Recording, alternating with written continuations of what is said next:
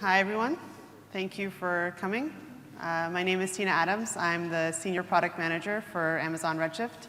And with me today is Adam from Yahoo's mobile team. And before I hand it over to Adam, I just wanted to give you guys a quick overview of Redshift. And just to get a sense of the room, how many people here use Redshift today?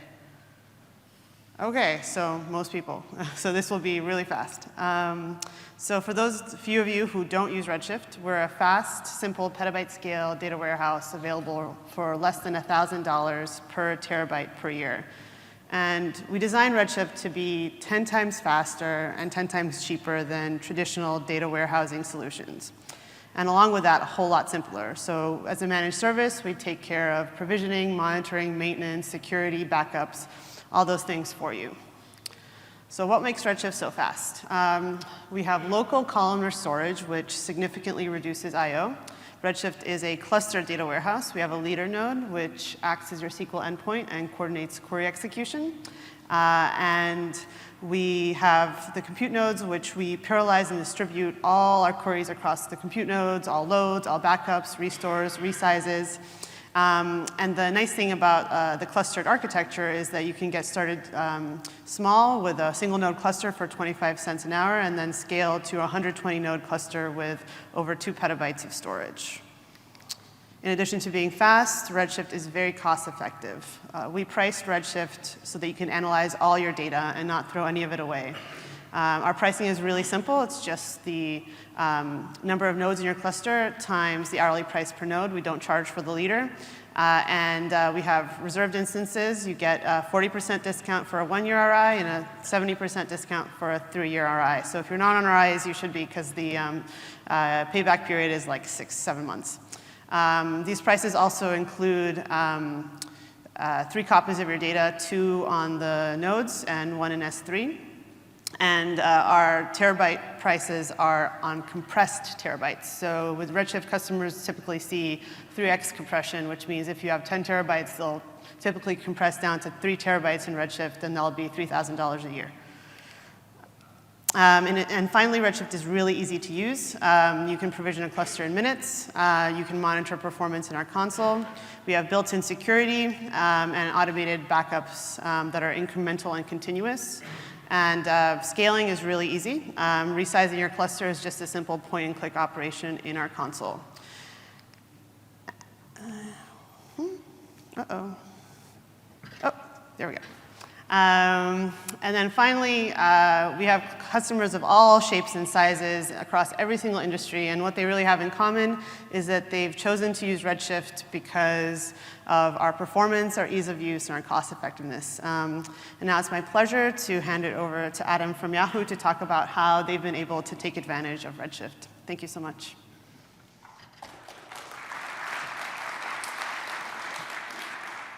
Thanks, Tina. My name's Adam Savitsky. I work in engineering on the mobile data analytics team for growth products at Yahoo. So we call ourselves Sputnik, and we have built a data warehouse on top of Redshift. I'm going to tell you a little bit about that today. So what I'm going to talk about today is what analytics means at a company like Yahoo. How our ETL process works. I want to walk you through a little bit of our Redshift architecture. We'll do some do's and don'ts and best practices. And then finally, we'll do a more technical deep dive into how we built our user retention reporting. So I want to set the stage a little bit here. Yahoo is a very big company, very large company. And it's also been around for a very long time. As you can imagine, there are a number of sins of the past. But this quote from Marissa Mayer really stuck out with me. We're returning an iconic company to greatness. And so that's kind of like what I see our mission for the whole company right now. We're going through an immense transition. And part of that is bringing analytics into the 21st century. So my team is part of a growth team. So we work on scaling existing products, optimizing flows within products, and building new products as well. But we think of growth as kind of not something that you do. It's something that, that compounds after lots and lots of little wins. So we realized very early on that analytics is critical to growth. So we basically decided that we need to get first-class analytics. This is a quote from one of my colleagues. You can't grow a product that hasn't reached product market fit. It's impossible. Like, you can spend all of the advertising dollars you want on something, but it's not going to work unless there's a fit with the product in the market. So that's another thing that we do, is we try and use analytics to understand, well, what's working with this product, what isn't, what can we change, and how can we build a better product. And then, like I mentioned earlier, analytics is absolutely critical to growth. This was clear to me when I joined the company about a year ago. Before that, I worked at a startup called MessageMe. It was a messaging company. A lot of my coworkers there were ex-gaming. And in these industries and startups, and especially in gaming, analytics is really, really crucial. It's used heavily to make decisions every day.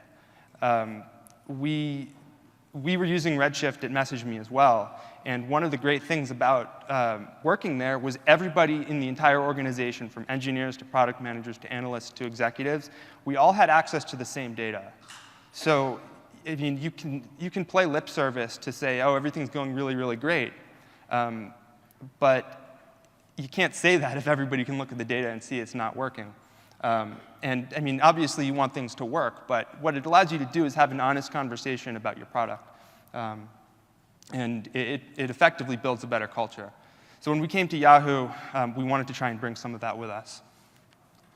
So to give you an idea of scale, Yahoo processes roughly about 85 billion events per day, and that's clickstream data. So this is not in Redshift, but it's in Hadoop. And Hadoop was invented at Yahoo. There's a long history of Hadoop there. And it's very good for holding tremendous amounts of data. But I mean, if you compare it to like auto miles driven, or even Google searches, that's not to say that we have more data than Google necessarily, but if you just count up the total number of searches, you can see that there really is a tremendous volume there. This is how our audience data breaks down. So the vast majority is still desktop. My team is responsible for mobile. So mobile represents a small portion of the pie right now, but we've realized that mobile is our absolute #1 priority.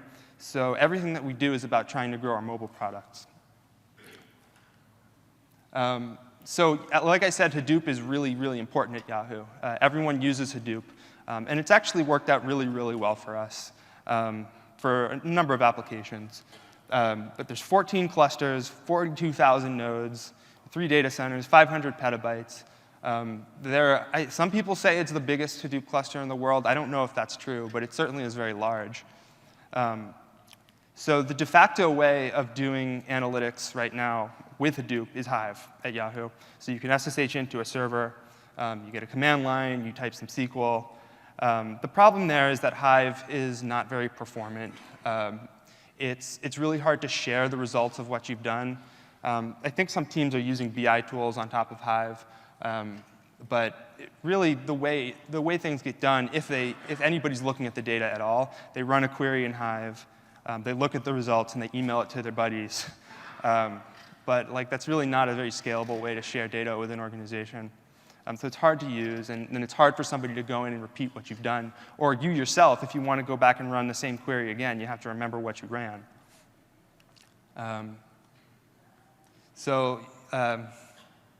Yeah, it's like, Hive SQL's great. I love SQL, but like, this isn't the most friendly interface for a product manager who's not an engineer, right? I can write SQL all day.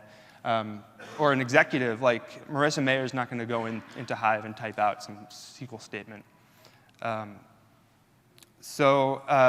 In addition to Hive, there are some other projects going on at Yahoo. These, among others, these are all Hadoop-based. So we've actually migrated from Hive to Hive on Tez, and that's kind of what's powering our Hive instance right now. But there are other implementations of analytics products running on top of Hadoop. I'm not going to talk about those today. I'm not as familiar with them, but we are interested in that. But we are very much committed to Redshift, and I'll show you why.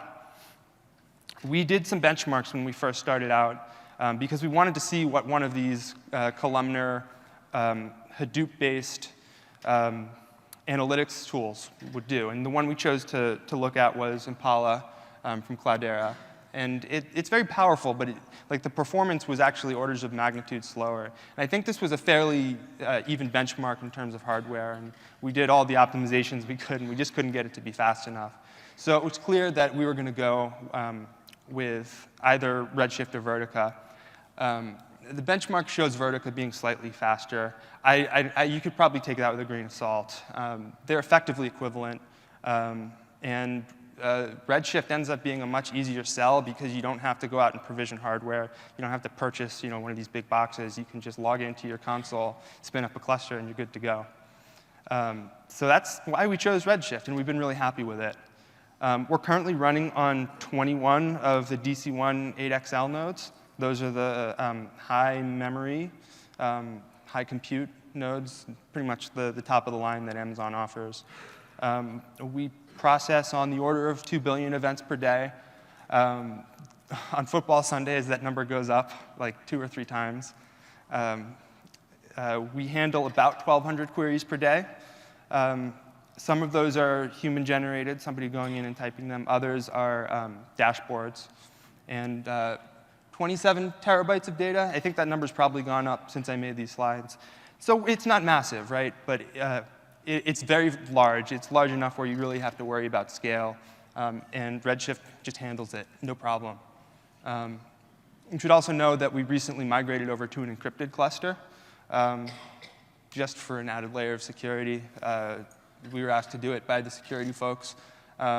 So we didn't really see too much of a performance impact. I think mostly because our queries, for the most part, run in memory. So you pay for the decryption once at the beginning of the query, and then everything else runs at normal speed. But if you're in an industry with compliance requirements, Redshift encryption, no problem.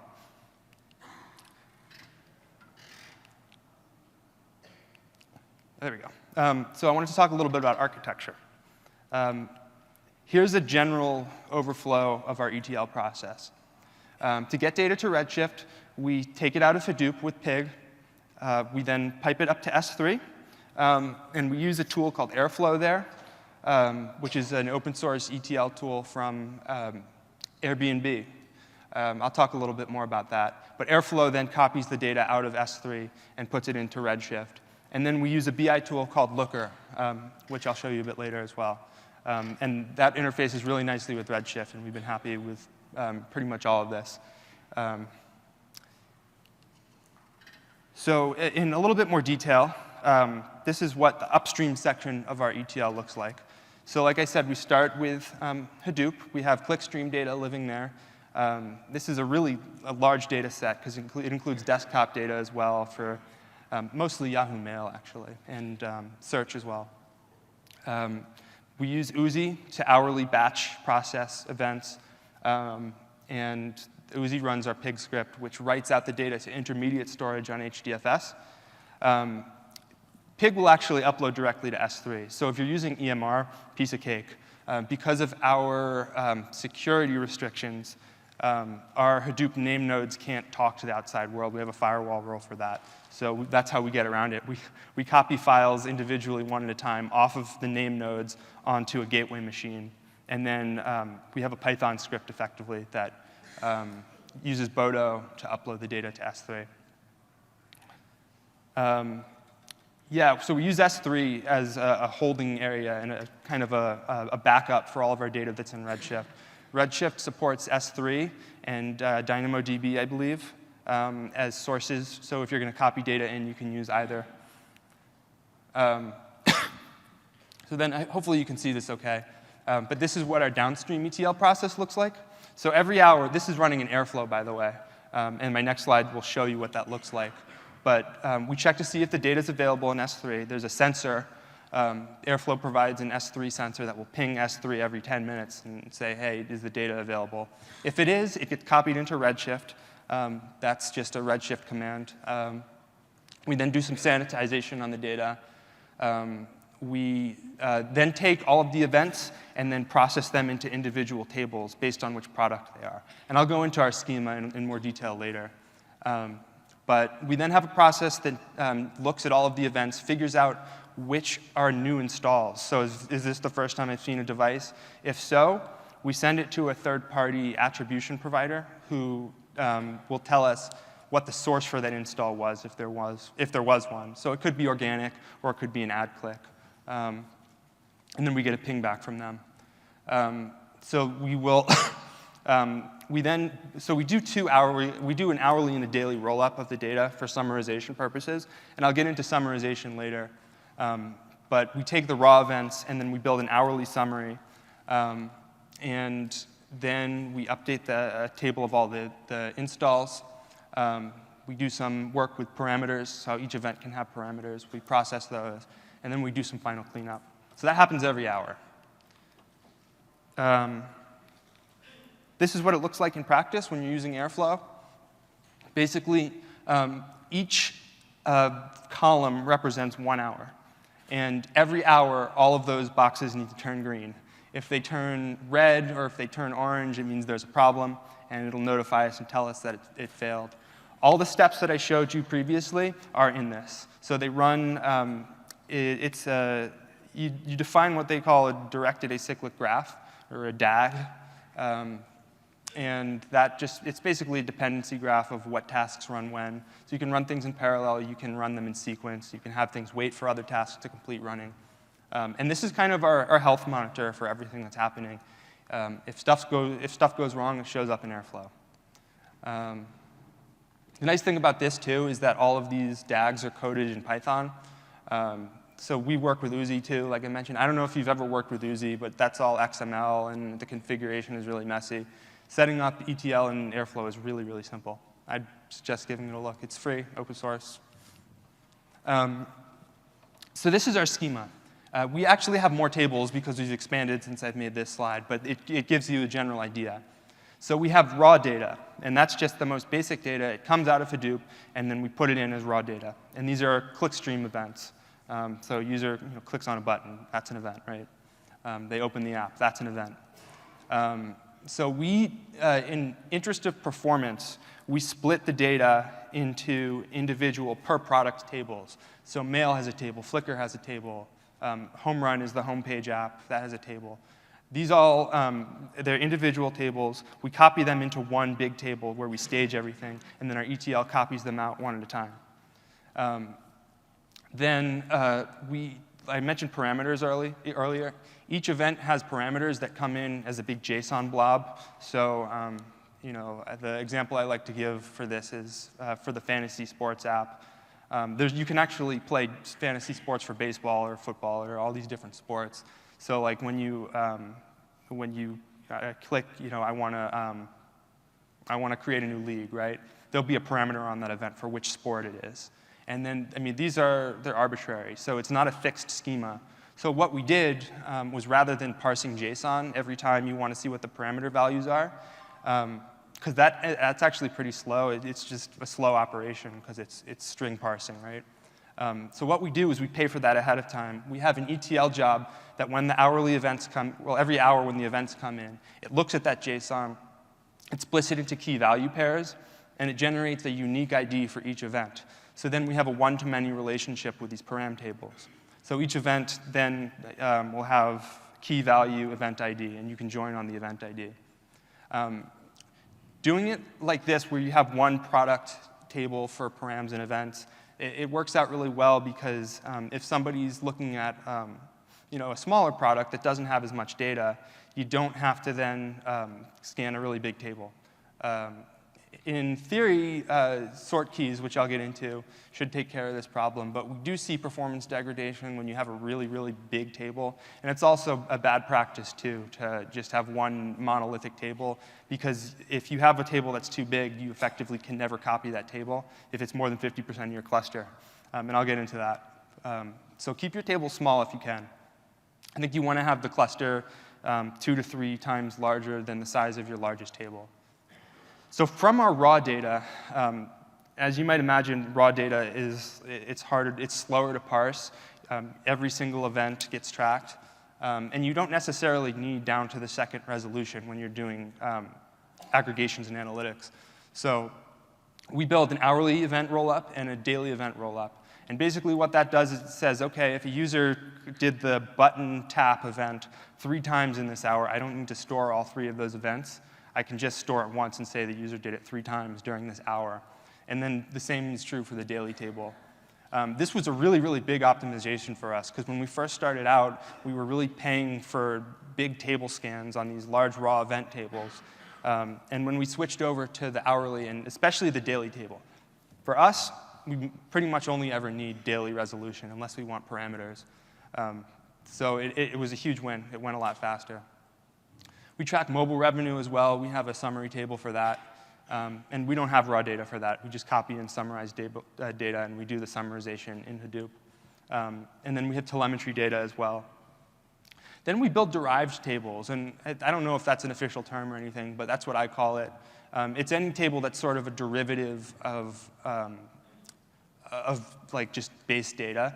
So like I said, I mentioned before the installs table. That keeps a record of when every device ID was first seen and the conditions that were present at that time. So we know that the user was on Android version 4.3 when they installed, and we know what their install date was.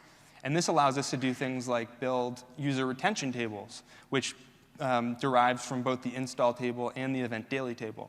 And I'm going to show you in detail how we do that. But basically, these support more complicated types of analytics, advanced analytics, where you're not just interested in seeing, OK, how many events occurred each day. You're really trying to do more complicated stuff like funnel analysis, the user retention analysis, all sorts of stuff. And I'll get into an example of the user retention later. So we also have a nightly ETL process. This runs every night in addition to the hourly ETL process. What it does is it checks to see, OK, are there 24 hours of data available for this day? If there are, great, we'll proceed. If not, it'll check it 3 times, once every 30 minutes or something like that, and it'll send us a failure email if it's not able to do it, and then we can jump on it and figure out what happened. But the first thing it does is it wipes old data, old raw data. We keep 90 days worth of raw data, and then as much summarized data as we can fit in our cluster and still get reasonable performance. But yeah, every day we wipe raw data older than 90 days. Then we build that daily summary table I was telling you about. We build the user retention table that I was telling you about, funnel table, and then we vacuum. We vacuum every night. So I'll get into some do's and don'ts that we've learned along the way, some best practices. They may apply to you. In most cases, they do, but maybe not. And I'll try and mention any caveats. So the first thing I would say is summarize your data, because you really get a dramatic drop in the total volume. You're going to pay less for storage. You're going to pay less for compute. What we do is we basically just say, all right, give me the distinct values for any given day, and then sum up how many events occurred during that day with the same action label. Choose good sort keys. So here's an example of transactions. I don't know, it's some store somewhere is selling things, and they track per customer and transaction where it occurred, when it happened, and how much it was for. So there's a number of ways you could choose sort keys for this, right? Like one might say, all right, well, I want to choose customer ID, and then it means every time you scan on customer ID, it's going to be really fast. But I don't know, maybe you're more concerned with looking at data by location. So you know that your stores in Las Vegas are only going to be looking at data for Las Vegas, and stores in San Francisco are only going to be looking at data for San Francisco. In that case, location makes a really good sort key, because every time there's going to be a filter on sort key. So you cut out like a lot of data. If you have 100 locations and people are only looking at one location, great. You've just cut out 99% of the data. And then, so sort keys work kind of in descending priority. You can think of it kind of like an order by clause. That's effectively how it's ordering your data on disk. So the second key is going to be your second most important sort key. It's not going to be as effective as the first one.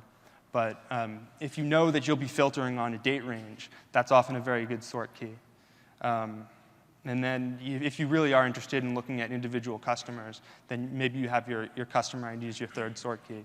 But you get descending, descending or diminishing returns, I would say. So the first one's the most important. So think about how your data is structured. Think about how it's going to be accessed, and choose your sort keys that way. There are also interleaved sort keys now.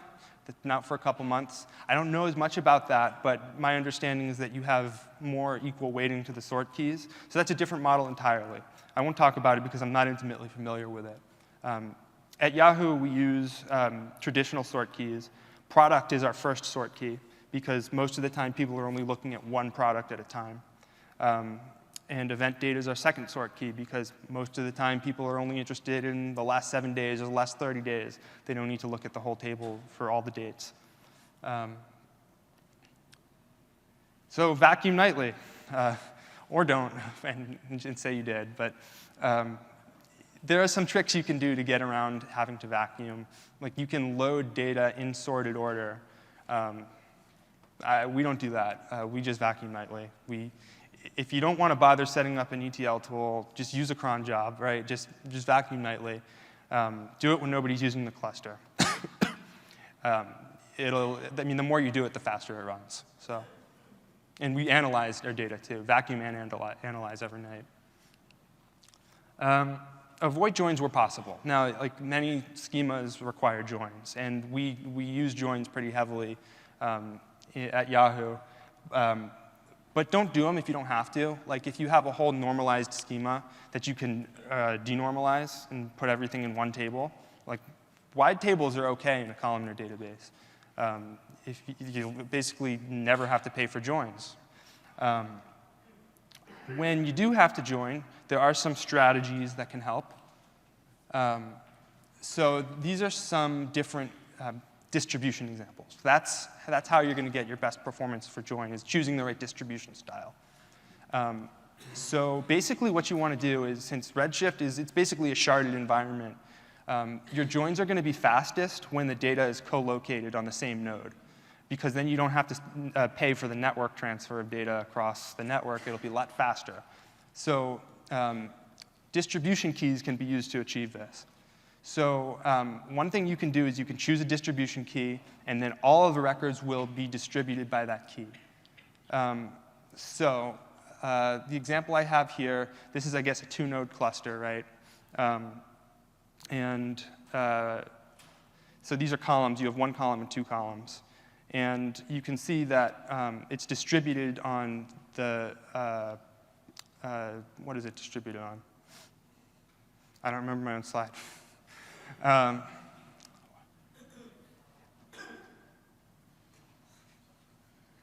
Yeah, so it's distributed on the second, the number in A1. So all of the records with 1 in it are co-located. All the records with 3 are co-located. All the records with 5 are co-located. So yeah, OK, so these are 2 tables, A and B. A is a table, B is a table. And you can think of like 1 being the value for the distribution key. So if you wanted to join table A to table B, it'd be really fast to do it because they're distributed on that second value, because you don't have to move records from node to node. The second example would be all distribution, where all records get distributed to all nodes. So you're not doing any fancy distribution styles where you make sure that records are co-located by the key. You just put them everywhere. And then records are always co-located, which is great. But the downside is that it eats up a lot more disk space. And then finally, even distribution is probably something that you don't want to do if you're joining, because it's just kind of randomly distributed. Like you can see that, how do I do the laser pointer? Yeah, so you can see like A1 is over here. You'd want to join it to B1, but it's on a separate node. And it's just kind of round robin fashion. And I think that's the default. Don't quote me on that. I think that's the default setting. So choose your distribution keys wisely. Automate. It's pretty simple. We managed to do, well, it's not simple, but it's kind of obvious when you think about it. The more you automate, the less work you have to do. But we run our entire cluster with 3 engineers, and we automate everything that we don't want to do by hand, right? Like if you're running vacuums manually, just use ETL or even a cron job, like I said, so you don't have to worry about it. Don't fill your cluster. I mentioned this earlier, but leave more room than you think, because if you are doing some kind of really expensive ETL operation that affects a large part of a big table, and that table is big enough and it uses enough memory that it spills to disk, then suddenly you can run out of disk space while you're doing that operation. So you should leave 2 to 3 times the size of your largest table free on the cluster. That's not necessarily obvious, and we kind of learned that the hard way. People told us this, but we ignored it and just filled up the cluster anyway. So take my word for it. Workload management.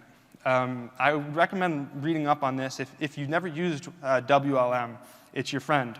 What it's going to allow you to do is create queues for your queries so that not everything runs in the same queue. So if you're doing ETL, people running ad hoc queries they'll have to wait for your ETL to finish before their queries will run, and that sucks because it might take 2 or 3 hours for that ETL query to finish. By default, everything just runs in the default queue. So using WLM, you can set up queues for distinct things. Put your ETL in one queue, have a separate queue for ad hoc, and then you won't have resource contention that way. And you can actually specify concurrency levels too. So you might say, all right, my default queue should have a concurrency level of 10. No, 10 queries at once can run. Because for the most part, they'll be relatively inexpensive compared to like doing a vacuum. You can also set timeouts too. So you can prevent really expensive queries from taking everything else down. And you can allocate memory. So this is exactly what we use. We have 2 queues. We have the default queue and an ETL queue. Both get 50% of the memory. And you need more memory than you think for the ETL queue. Even though it's not always active, that memory needs to be reserved for doing expensive operations.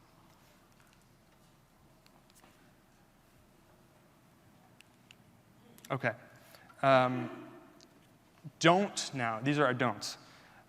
Don't use create table as for anything that's going to stick around as permanent. The reason is you don't get the benefits of sort keys when you do that. So if you don't know, create table as, basically, you write that, and then you write your select statement after that, and it'll create a table based on that relation. And it's permanent. It writes it to disk. But there's no way to specify sort keys when you do that, so your data won't be sorted, and it'll be slow. So always use the full create table syntax so you can specify your sort keys.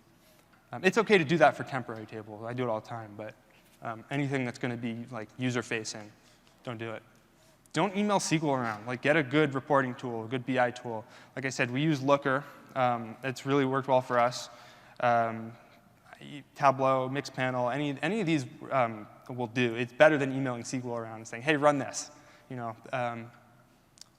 are open source ones, too, you can find. So now I wanted to get into a deep dive to talk a little bit about user retention, because this is one of the more advanced applications of something that we do with Redshift. So in case you don't know what user retention is, or if you've used a different definition in the past, I like this one. I found it on Quora. It's from someone at Amazon. And he said, the percentage of a user segment who used your service in a period A, who also used your service in a period B, where B is greater than A. It's the inverse of churn. You might have heard of customer churn before. So why do we care about it? I mean, I like to think of it as probably the most important quality metric for your product. And I have an asterisk there, kind of, because it's not always, right? There might be something like a KPI that's more meaningful for your business or your product than retention. But it's kind of a really good gauge of how well your product is doing. If users are sticking around, then it means something's working. If they all churn out after 7 days, then it means that there's something wrong with the core experience. If you're building a consumer application or even a B2B application, these are things you might want to track. It's also very, very closely related to growth. Like if you think about growth as a science rather than something that's just mystical and it just happens, right?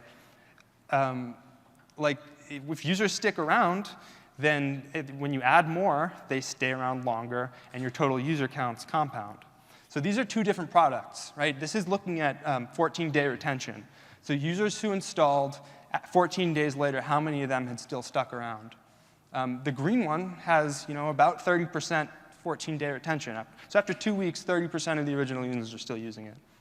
Not great, but I mean, if you compare it to the second product, product B, the blue one, it really only gets about 4% retention. I mean, the graph on the right shows this over time. And like product B, all of their users are gone after 30 days.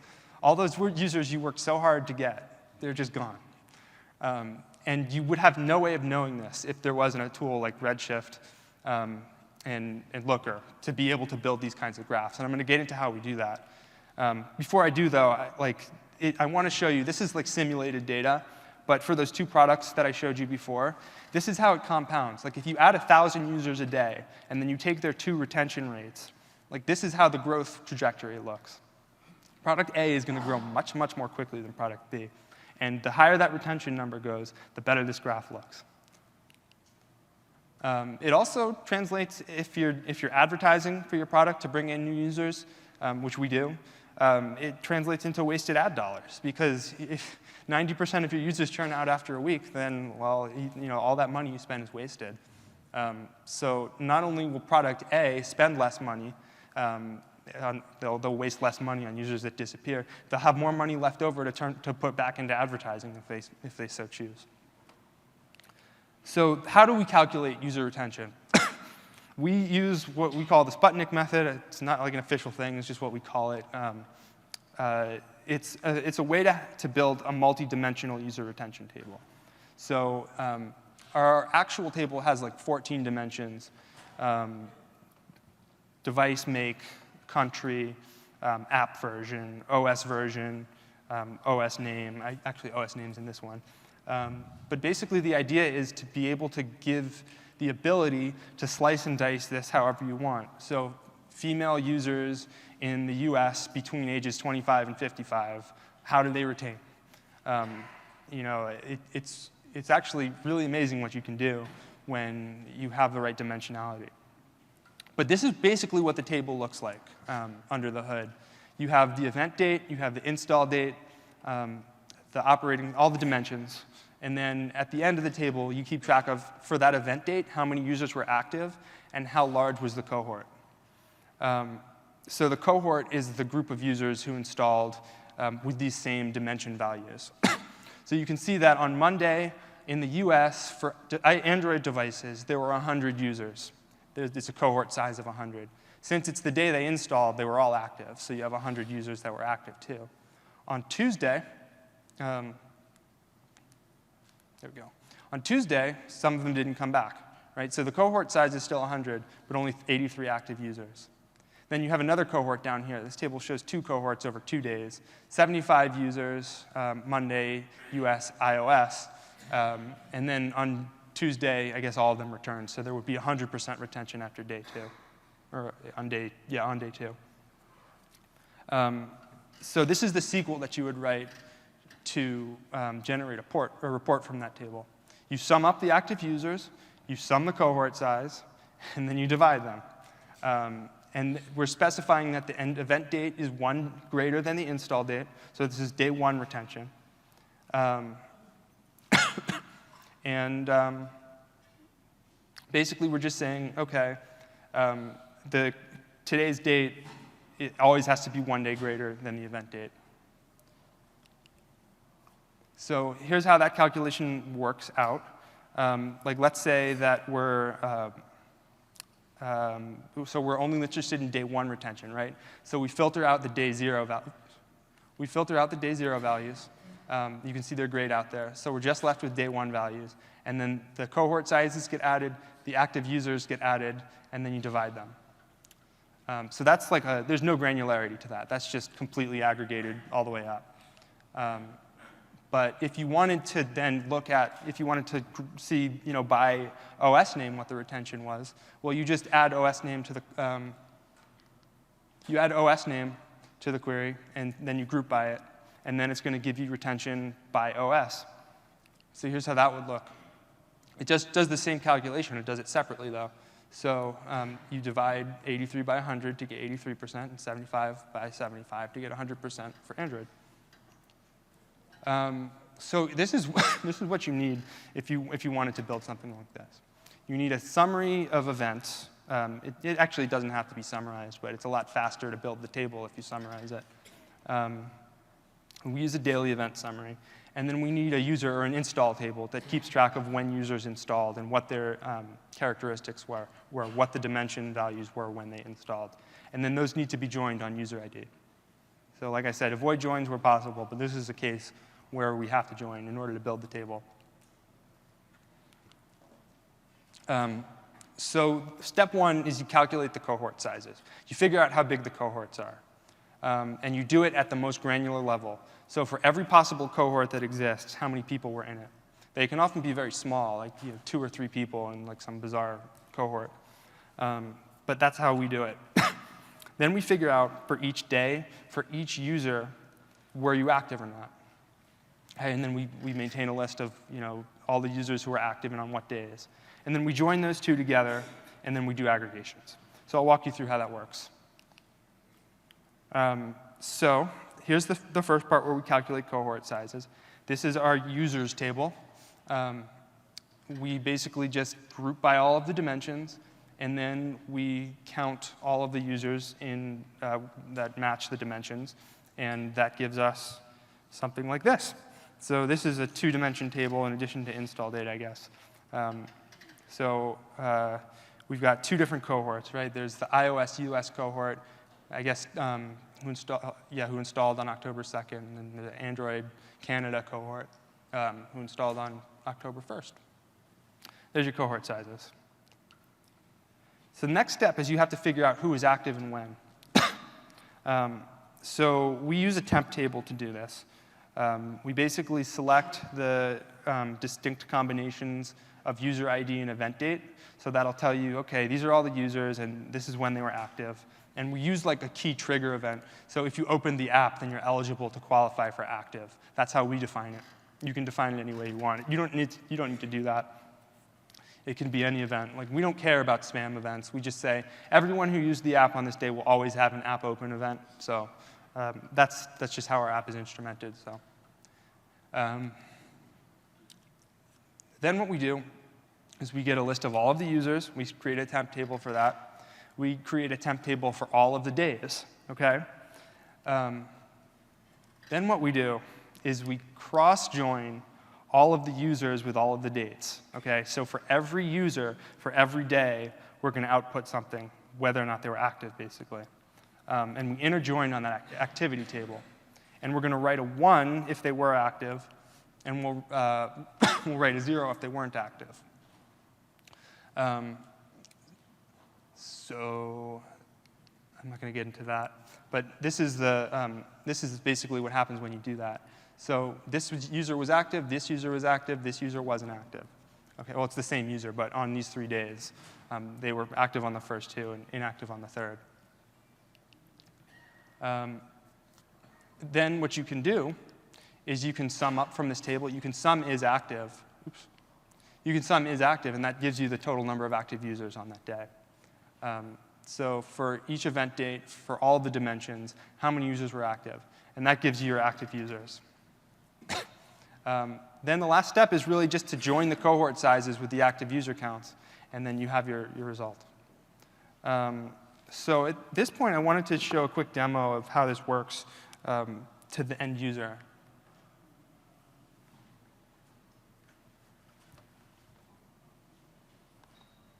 So this is Looker.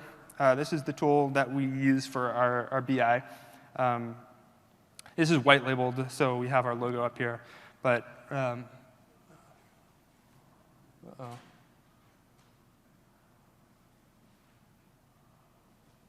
All right, you might have to look at it in green. There we go. I guess I'll hold it there. Yeah, so I'm going to zoom in a little bit so it's easier to read. But over here on the left, you have all of those dimensions that I was mentioning. Country, device make. These are all the different dimensions that are available. So like if I wanted to say, all right, give me females, and then we'll say in the US, and then we'll look by device OS name. So we've selected our dimensions. I put in a product here. It automatically gets populated so that the filter is always used. Male dog food is like the internal version of Yahoo Mail that we dog food.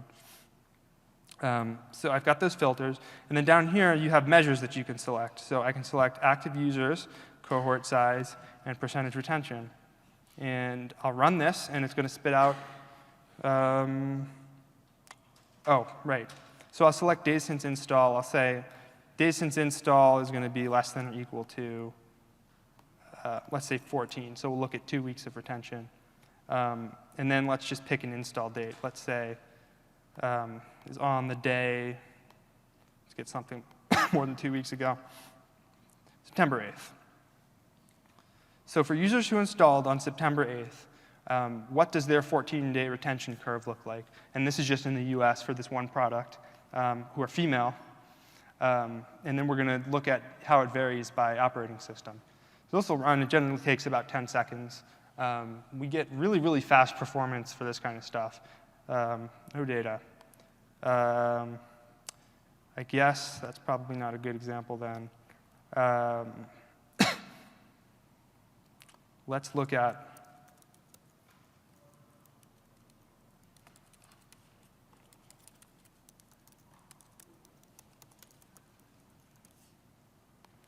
yeah, I don't think there's any male dog food data in here. Hopefully it'll work for home run.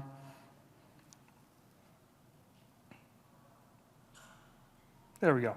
So you can see, I'm just going to sort it. So you can see for the first 14 days through install, there was a cohort size of 5, right? And then on each subsequent day, you can see how many users were active. So like this is a very small data sample, but we do this for every single one of our projects. Over here, you can see that okay, the retention is 20% or 0%. That's pretty much how we use this tool. And then there's visualization too. You're not going to get a very good visualization, but normally we would set up all of these complicated, fancy visualizations, and it looks beautiful, and it's really easy to share. The way this works, if you were curious, is this Looker actually writes SQL for you. So if you look at like how complicated this SQL is, there's a modeling layer where you define all this stuff. You write it there, and then Looker writes this. So you can imagine like trying to get people to run this stuff and like run it the same way every time. It'd basically be impossible. But that's how it all works. That's how it comes to fruition. But yeah, that's how the end user, the consumer of our data products, ends up seeing this. So I just wanted to wrap up by talking about like, well, what were some of the big wins for us? This isn't showing up.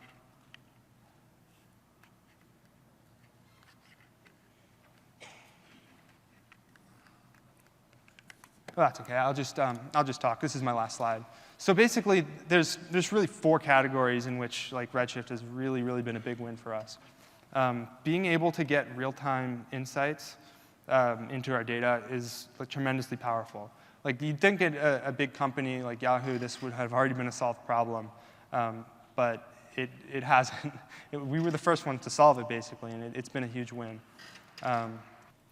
All right, I think we'll probably just wrap it up there. We did want to do a quick Q&A. If anybody has any questions, we'd be more than happy to answer about anything, about Yahoo, about Redshift.